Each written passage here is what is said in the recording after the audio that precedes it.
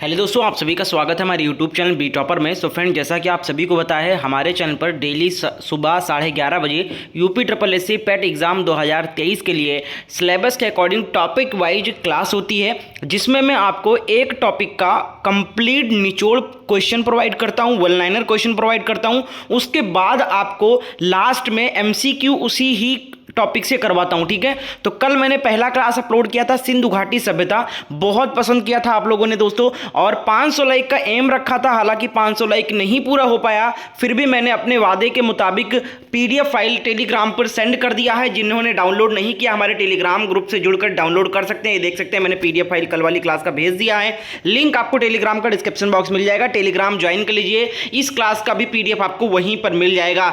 तो भैया 500 लाइक पूरा करवा दिया करो, आप लोग सभी लोग सपोर्ट करो। क्लास अच्छी लग रही है तो लाइक करो, सपोर्ट करो, शेयर करो, और चैनल पर नए हो तो चैनल को सब्सक्राइब कर लो। एक बार मैं क्लास की टाइमिंग बताना चाहूंगा। डेली सुबह 8 बजे हमारे चैनल पर करंट अफेयर की क्लास अपलोड होती है पेट एग्जाम के लिए। उसके बाद 11:30 बजे ये टॉपिक वाइज क्लास आती है, और इसके बाद शाम 7 बजे हमारी लाइव क्लास चलती है, जिसमें हमारे सभी बच्चे लाइव आते हैं और लाइव हम टेस्ट करते हैं पूरे पेपर का। तो आप सभी लोग 7 बजे लाइव भी आए हैं और सुबह 8 बजे वाली क्लास को भी देखें। ये क्लास कैसा लगा कमेंट करके हमें जरूर बताना, और किस टॉपिक पे क्लास प्रोवाइड करूं ये भी मैं कमेंट करके बता दिया करो।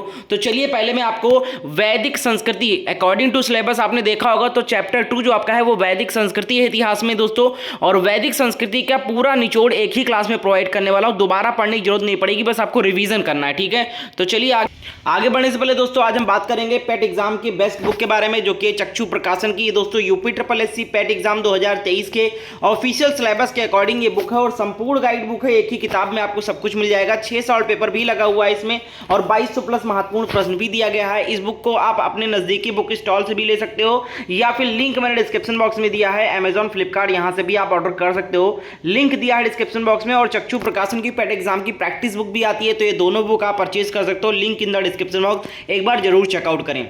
तो चलिए दोस्तों, इतिहास का चैप्टर 2 है हमारा, बिल्कुल अकॉर्डिंग टू सिलेबस चल रहा हूं, और ये क्लास आप जरूर फॉलो करें और क्लास को लाइक करें। तो चलिए, चैप्टर 2 है आपका वैदिक संस्कृति। हमने सिंधु घाटी सभ्यता कर लिया है, जिसने नहीं देखा है चैनल पर जाकर देख सकता है।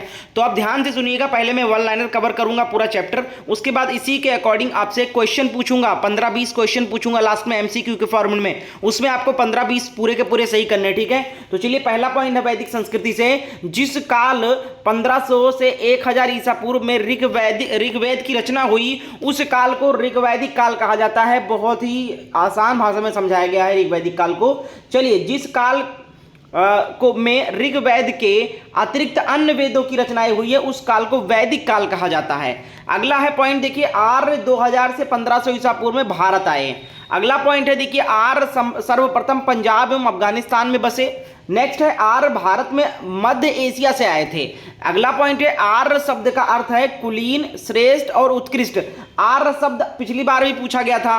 अगला प्रश्न है, देखिए, भारत में आने वाले आर्य इंडो आर्य कहलाते हैं। क्वेश्चन नंबर जो आपका बनेगा, अभी मैंने हाल ही में करवाया था, क्वेश्चन नंबर 5 था शायद पिछली क्लास में, उसमें यही पूछा गया था, ठीक है। भारत में आने वाले आर्य जो है वो इंडो आर्य कहलाएं। अगला देखिए, नेक्स्ट है, भारत में आर्यों ने आकर वैदिक सभ्यता की नींव डाली। नेक्स्ट है, आर्यों के प्राचीन आदरणीय ग्रंथ वेद था। नेक्स्ट पॉइंट है, आर्यों का सबसे प्राचीन वेद ऋग्वेद था। नेक्स्ट है, देखिए, अगला, आर्यों के समूह को विश्व कहा जाता है था, यह भी पूछा जाएगा प्रश्न में। अगला है, आर्य अनार्यों को दस्यु और दास कहते थे। नेक्स्ट पॉइंट है, आर्यों का आहार अन्न तथा मांस दोनों था, यानी दोनों मांसाहारी और शाकाहारी दोनों थे। अगला है, आर्य धार्मिक अवसरों पर सोमपान करते थे, ठीक है। सोमपान एक तरीके से मदिरा था, ठीक है। अगला देखिए, आर्यों के प्रमुख देवता इंद्र थे। आर्यों के प्रमुख देवता पूछा जाएगा प्रश्न में, तो इंद्र थे। अगला है, आर्य युद्ध करते समय दुदुम्भी बजाते थे। अगला है क्वेश्चन, देखिए, आर्यों का प्रधान पेशा जो था वो पशुपालन तथा खेती था। आप लोग खुद देख सकते हो, ये सारे इंपॉर्टेंट हैं वन लाइनर, इसी से ऑब्जेक्टिव क्वेश्चन बनते हैं। अभी मैं लास्ट में आपसे ऑब्जेक्टिव क्वेश्चन भी पूछूंगा इससे। अगला है, आर्यों प्राकृतिक शक्तियों जिससे जैसे वर्षा के देवता इंद्र, वायु के देवता मारुत, प्रकाश के देवता सूर्य की पूजा करते थे। अगला है आर्य दार्शनिक ऋषि कहलाते थे। आर्य घोड़े को ज्यादा महत्व देते थे। आर्य सरस्वती नदी को ज्यादा महत्व देते थे। आर्य कबीलों में रहते थे। उनके संरक्षक राजा कहलाते थे। अगला है देखिए पॉइंट, आर्यों के मनोरंजन के साधन रथ दौड़, घुड़दौड़, आखेट, संगीत, चौपाड़ तथा जुआ आदि था।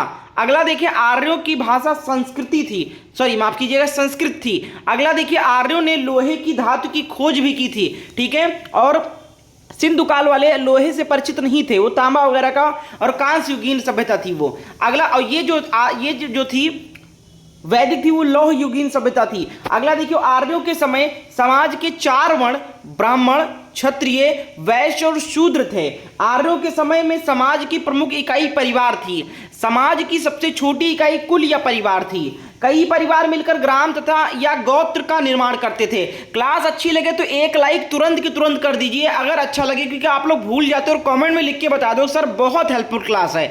अगला देखिए और शेयर कर देना अपने दोस्तों को। अगला है कई परिवार मिलकर ग्राम और गोत्र का निर्माण करते थे। कई ग्राम मिलकर विश्व का निर्माण करते थे। कई विश्व मिलकर जन का निर्माण करते थे, ठीक है। समाज में 4 आश्रम, ब्रह्मचर्य आश्रम, गृहस्थ आश्रम, वनप्रस्थ आश्रम और संन्यास आश्रम, ये 4 आश्रम थे। अगला देखिए समाज में जातीय, अंतरजातीय तथा विधवा विवाह प्रथा प्रचलित थी वैदिक सभ्यता में, वैदिक काल में। अगला देखिए व्यापारियों के अध्यक्ष को श्रेणी कहा जाता था। अगला है देखिए व्यापार है तो दूर दूर तक जाने वाला व्यक्ति पाणी कहलाता था। नेक्स्ट है ऋण देकर ब्याज लेने वाला व्यक्ति बैकनॉट यानी सूदखोर कहलाता था। अगला देखिए अगला पॉइंट है आर्य मुख्यतः 3 प्रकार के वस्त्रों वाश, आदिवाश तथा उषडीश का उपयोग करते थे। अंदर पहनने वाले कपड़े को नीबी कहा जाता था। जीवन भर अविवाहित रहने वाली महिला को अमाजू कहा जाता था। ऋग्वैदिक काल में वर्ण व्यवस्था कार्य के आधार पर थी। सामवेद का संकलन ऋग्वेद पर आधारित है। ईरानी भाषा के ग्रंथ अवेस्ता की तुलना भारतीय ग्रंथ ऋग्वेद से की जाती है। अगला है ब्राह्मण ग्रंथों में सर्वाधिक प्राचीन शतपथ ब्राह्मण है। अगला है राजा की उत्पत्ति के विषय में प्रथम साक्ष्य ऐत्रेय ब्राह्मण से मिलता है। नेक्स्ट है भरत कुल से के नाम से ही इस देश का नाम भारतवर्ष पड़ा। अगला है भरत तथा कुरु कबीलों ने मिलकर कुरु वंश की स्थापना भी की थी। नेक्स्ट है जाति व्यवस्था, गोत्र व्यवस्था एवं आश्रम व्यवस्था का उल्लेख सर्वप्रथम उत्तर वैदिक काल में मिलता है। नेक्स्ट पॉइंट है पूर्व पुरुषों की पूजा का प्रचलन उत्तर वैदिक काल में हुआ। अगला है 24 बैलों द्वारा हल खींचे जाने का उल्लेख काठक संहिता से मिलता है। अब ये जो है वो पूरा चैप्टर का निचोड़ है। आप थ्योरी पढ़ने से अच्छा आप ये पढ़ोगे तो जल्दी आपका समय बचेगा और जल्दी आपका चैप्टर कंप्लीट होकर प्रैक्टिस करोगे आप लोग। अगला है हल संबंधी अनुष्ठान का वर्णन सर्वप्रथम शतपथ ब्राह्मण से मिला है। अगला देखिए ऋग्वैदिक काल में संपत्ति का प्रमुख रूप गौधन था, यानी संपत्ति के तौर पे गौधन को, गौ को ही यानी कि गाय दे दिया जाता था। किसी को खुश हो गया, कोई चीज़ हुआ तो गाय दे दिया उसको, ठीक है, तो वो एक धन के रूप में प्रचलित था। अगला देखिए ऋग्वैदिक काल की महत्वपूर्ण फसल जौ और गेहूं थी, ठीक है, ये जौ वही है जिसको जौ कहते हैं। अब अगला देखिए ऋग्वैदिक काल की सर्वाधिक प्राचीन संस्था वित्त थी। अगला है ऋग्वेद में जन का 275 था, विश्व का 170 बार उल्लेख हुआ है। उत्तर वैदिक काल के महत्वपूर्ण देवता प्रजापति थे। सभा तथा समिति प्रजापति की 2 पुत्रियां थी। इसका उल्लेख अथर्ववेद में मिलता है। ऋग्वेद में इंद्र देवता का 250 सूक्तों में वर्णन मिलता है। उत्तर वैदिक काल में लाल रंग के मृदभांड सर्वाधिक प्रचलन में थे। मृदभांड का मतलब था बर्तनों से, ठीक है, जो कि मिट्टी से बने होते थे और वो लाल रंग से पुते हुए होते थे। अगला प्रश्न है ऋग्वैदिक कालीन समाज पितृसत्तात्मक था। अभी जो मैंने पिछला टॉपिक सिंधु घाटी सभ्यता पढ़ाया था वो मातृ सत्तात्मक था। मातृ सत्तात्मक और पितृसत्तात्मक से मतलब ये है कि जो सभ्यता मातृ सत्तात्मक थी उसका मतलब है कि जो उसकी घर की मुखिया होती थी वो माता होती थी, ठीक है, और पितृसत्तात्मक मतलब हुआ कि वैदिक संस्कृति में, वैदिक सभ्यता में पितृसत्तात्मक यानी जो घर का मुखिया होता था वो पिता होने लगा था, ठीक है। अगला देखिए ऋग्वैदिक कालीन प्रशासन तंत्र गणतंत्रात्मक तथा राजतंत्रात्मक था। अगला है उत्तर वैदिक काल की मुख्य फसल चावल और गेहूं थी। सर्वप्रथम शतपथ ब्राह्मण में कृषि की समस्त प्रक्रियाओं का उल्लेख मिलता है। धान, यौ जिसको जौ कहते हैं, गेहूं आदि अनाजों का वर्णन यजुर्वेद में मिलता है। ईख का उल्लेख अथर्ववेद में मिलता है। सिंचाई के साधन के रूप में वर्षा, कूप, नहर का उल्लेख अथर्ववेद में मिलता है। तैत्तिरीय उपनिषद में अन्न को ब्रह्मा कहा गया है। अगला है यजुर्वेद में हल को शीर कहा गया है। वाजसनेय संहिता तथा तैत्तिरीय उपनिषद में मछुआरे, धोबी, कुलाल, चिकित्सक आदि व्यवसायी का उल्लेख मिलता है। शतपथ ब्राह्मण में कौश जिसको रेशम कहते हैं का उल्लेख मिलता है। मैत्रेयणी ब्राह्मण में क्षोम का उल्लेख मिलता है। अथर्ववेद में तक्ष शब्द का उल्लेख बढ़ई के लिए हुआ है। अगला देखिए कुछ और पॉइंट्स हैं, उसके बाद एमसीक्यू यानी क्वेश्चन कराऊंगा इस पे बेस्ड। अगला देखिए यजुर्वेद में कैवर्त्र शब्द का उल्लेख मछुआरे के लिए हुआ है। ऐत्रेय ब्राह्मण में श्रेष्ठी शब्द का उल्लेख मिलता है। वाजसेनीय संहिता में गण तथा गणपति शब्द का उल्लेख मिलता है। पूषण शूद्रों के देवता के रूप में प्रचलित थे। अगला पॉइंट है रुद्र जिन्हें ऋग्वेद काल में पशुओं का देवता माना जाता था, इनकी पूजा उत्तर वैदिक काल में शिव के रूप में होने लगी। ऋग्वेद में 7 पुरोहितों का वर्णन मिलता है। उत्तर वैदिक कालीन साहित्य में 14 पुरोहितों का वर्णन मिलता है। ऐत्रेय ब्राह्मण में पुत्री को कृपण कहा गया है। अगला है तैत्तिरीय ब्राह्मण में कहा गया है कि पत्नी के बिना पति यज्ञ कार्यों का समापन नहीं कर सकता है। अगला है शतपथ ब्राह्मण में क्षत्रियों को ब्राह्मण से श्रेष्ठ बताया गया है, यानी ब्राह्मण में शतपथ ब्राह्मण जो प्रकार थे वो सर्वश्रेष्ठ थे। अगला है शतपथ ब्राह्मण में 12 प्रकार के रत्नियों का विवरण दिया गया है। ऋग्वेद में नदी सूक्त में 21 नदियों का उल्लेख है। ऋग्वेद काल की सर्वाधिक महत्वपूर्ण नदी सिंधु नदी थी। याद रखिएगा सारे, इससे क्वेश्चन बनेंगे। ऋग्वैदिक काल की सर्वाधिक पवित्र नदी सरस्वती थी। ऋग्वेद में अयश धातु का उल्लेख मिलता है। ऐत्रेय ब्राह्मण में हिरण्य, त्रुपु, सीसा, अयश, लौह का विवरण मिलता है। अथर्ववेद में चांदी का विवरण मिलता है। चारों वर्णों का उल्लेख सर्वप्रथम पुरुष सूक्त में मिलता है। अगला है ऐत्रेय ब्राह्मण में सर्वप्रथम चारों वर्णों के कर्मों के विषय में विवरण मिलता है। और अगला और अंतिम पॉइंट है हमारा वैदिक संस्कृति से, सर्वप्रथम जबलोपनिषद में चारों आश्रमों का उल्लेख मिलता है। तो ये दोस्तों कुछ इंपॉर्टेंट पॉइंट से निचोड़ था वैदिक संस्कृति चैप्टर का, जिससे आपको बहुत ज्यादा हेल्प मिलेगा। अब इसी बेस पे आधारित मैं क्वेश्चन पूछूंगा आपसे, और जितने क्वेश्चन करूंगा 15-20 सबके सब सही करने। कमेंट में आंसर एक का एक करते जाना है और लास्ट में आंसर बताना कितने सही गए। और वीडियो को लाइक कर दो, अभी के अभी पीडीएफ फाइल के लिए टेलीग्राम ज्वाइन करें। अब परीक्षा उपयोगी कुछ प्रश्न करेंगे इस टॉपिक से, जो यूपी ट्रिपल एससी ने अपने परीक्षाओं में पूछे हैं, वही प्रश्न करवाऊंगा जो इंपॉर्टेंट है। तो पहला प्रश्न है वैदिक संस्कृति से, क्वेश्चन नंबर 1 डालो कमेंट सेक्शन में। अब एक्टिव हो जाओ, अब सुनने का समय नहीं है, अब कुछ करने का समय है। अब क्वेश्चन नंबर डाल के आंसर करते जाना।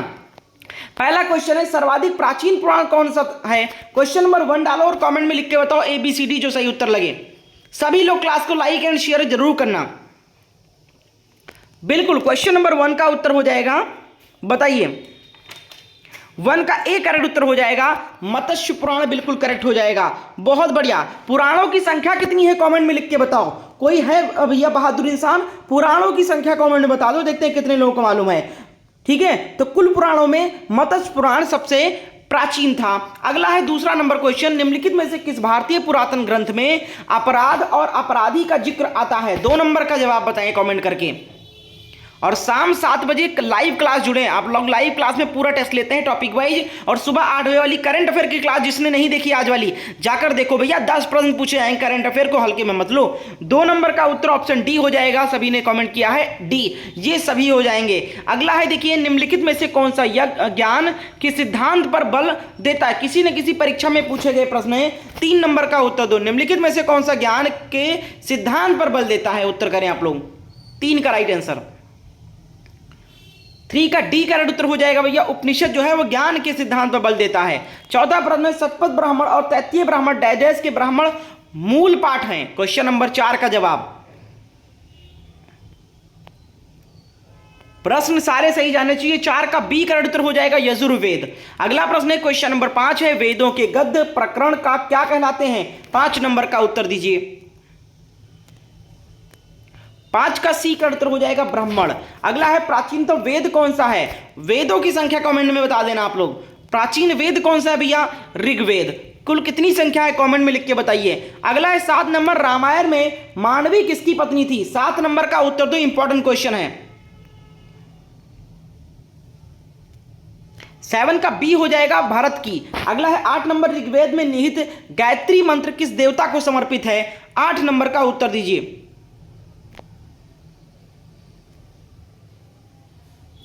8 नंबर का सही जवाब डी हो जाएगा, सावित्री के लिए। अगला पॉइंट है, देखिए अगला क्वेश्चन है, महाजनी प्रथा तथा का सर्वप्रथम उल्लेख निम्नलिखित में से किस प्राचीन ग्रंथ में है हुआ है? क्वेश्चन नंबर 9 का जवाब कमेंट करके बताइए। सभी लोग क्लास को लाइक करके जाना भैया, वरना पाप लगेगा। सभी लोग लाइक करें। 9 नंबर का उत्तर क्या हो जाएगा? सी का उत्तर हो जाएगा शतपथ ब्राह्मण में। 10वां प्रश्न, निम्न में से कौन सा उपवेद नहीं है? बताइए भैया 10 का जवाब। 10 नंबर का उत्तर डी का उत्तर हो जाएगा योग वेद। अगला है क्वेश्चन नंबर 11, देखिए वैदिक देवता इंद्र किसका देवता है? क्वेश्चन नंबर 11 का जवाब बताइए। 11 का सी हो जाएगा, बहुत बढ़िया। क्या हो जाएगा 11 का सी? वर्षा का चक्रवात, वर्षा व चक्रवात के। 12वां प्रश्न है, पंचगव्य में निम्नलिखित में से क्या सम्मिलित नहीं किया जाता? क्वेश्चन नंबर 12 का जवाब।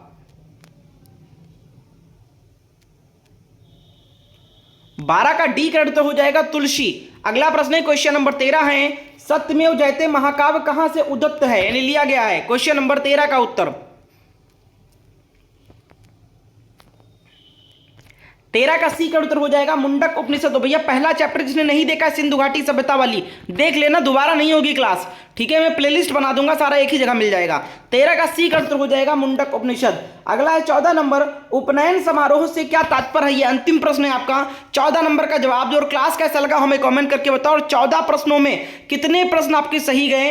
क्या ये क्लास हेल्पफुल है या नहीं, कमेंट करके बताना। 14 नंबर का उत्तर हो जाएगा सी। चलो भैया स्कोर बता दो सब लोग, 14 में कितने प्रश्न सही किए आपने वैदिक संस्कृति चैप्टर से। इसका पीडीएफ फाइल आपको कल मिलेगा टेलीग्राम ग्रुप पर, ठीक है? रिवीजन जरूर करना जब पीडीएफ मिल जाए। कल वाली क्लास का पीडीएफ मिल जाएगा, टेलीग्राम ज्वाइन कर लीजिए। सभी लोग शेयर कर दो एंड लाइक कर दो। अगला एक क्वेश्चन और है, एक क्वेश्चन और देख लेते हैं भाई, ठीक है? चलिए 15 नंबर है, महाभारत में वर्णित कुरुक्षेत्र की लड़ाई कितने दिन तक लड़ी गई थी? इसका उत्तर कमेंट में सभी लोग लिखकर बताइएगा और स्कोर अपना आप सब लोग बताएं। 15 का बी हो जाएगा 18 दिन तक। तो इसी के साथ इस क्लास को एंड करेंगे, मिलते हैं अगली क्लास में। सभी लोग सुबह 8 बजे वाली भी क्लास देख लीजिए और चैनल पे नए हो तो चैनल को सब्सक्राइब करके बेल आइकन को ऑन कर लें। डेली सुबह 8 बजे करंट अफेयर, 11:30 बजे वाली क्लास और फिर शाम 7 बजे लाइव क्लास होती है। चैनल को सब्सक्राइब करना बिल्कुल ना भूलें, क्लास को लाइक करें। और इसके साथ साथ दोस्तों हमारे द्वारा एक बहुत अच्छा नोट्स भी तैयार किया गया है। कंप्लीट सिलेबस का नोट्स है और हर एक सब्जेक्ट का नोट्स मिलेगा। जितने भी चैप्टर आपके सिलेबस में दिए गए सारे चैप्टर का नोट्स मिलेगा। कीमत मात्र 175 रुपीज़ है। 5 प्रैक्टिस सेट भी फ्री दिया जाएगा और प्रीवियस पेपर भी मिलेगा। लेने के लिए आपको इस नंबर पर व्हाट्सएप पर मैसेज करना पड़ेगा। ये मेरा व्हाट्सएप नंबर है, आप लोग मुझसे बात कर सकते हो मैसेज करके नोट्स के बारे में कि सर नोट्स मुझे कैसे मिलेगा और कैसे पेमेंट करूंगा। तो सारी जानकारी इस नंबर पे दी जाएगी, तो इस नंबर पे व्हाट्सएप जरूर करें। Thank you so much.